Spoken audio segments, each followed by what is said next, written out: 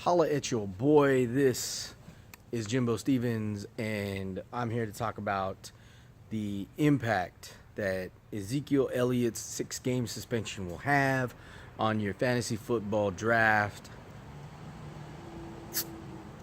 Now, it's not going to have any impact at all. At this point, it's going to be whether you like the guy or you don't like the guy and you think he's going to provide some kind of value or he isn't. Let me put it this way. If for some reason he ends up falling in the second round, pick him up. Pick him up, pick him up, pick him up. If he falls to you in the second round and you're like pick number 5, it's a value pick at that point, super duper value, because he's going to be a long-lasting running back to have on your team. It's a no-brainer. That being said, the 6-game suspension will probably get knocked back to like 4 or maybe 3 after he applies for an appeal. And, that just is going to make the fantasy value a little bit more appealing than what people are getting scared about already. Remember, fire sales happen all the time. The September shift is going to happen. People overreact all the time. So when it comes to Ezekiel Elliott and his 6-game suspension, don't worry about it.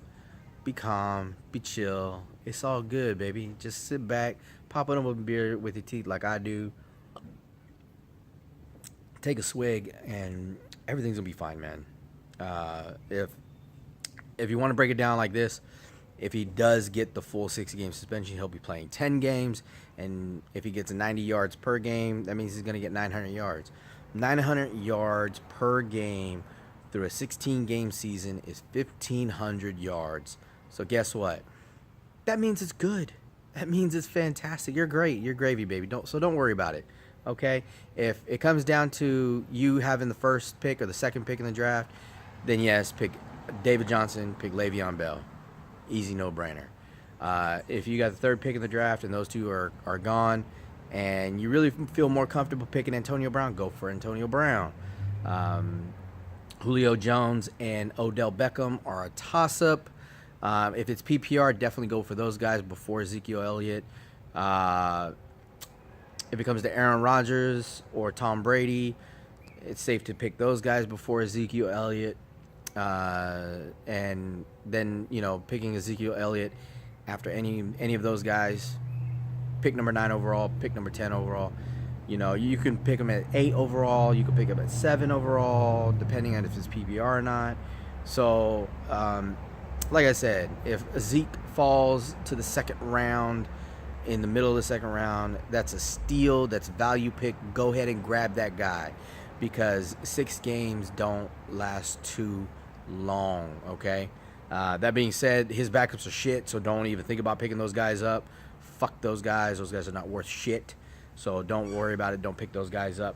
But you're safe to stash them in your league if you got some good talent behind on your roster.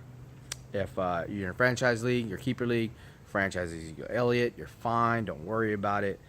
Just remember that you can always pick up like a backup running back, RB2 or something, later on down the road, like a DeMarco Murray or something. You'll be fine. You're okay. You're good. It's all good in the hood. I've been Jimbo Stevens. Like, comment, subscribe. Please subscribe. Sub. Hit that like button. It helps a lot. It helps the channel a lot. We can provide more shit for you. More shit coming, man. I hope Ray gets on this soon, man. Ray, whole effing podcast, Ray Van Dam, get on it.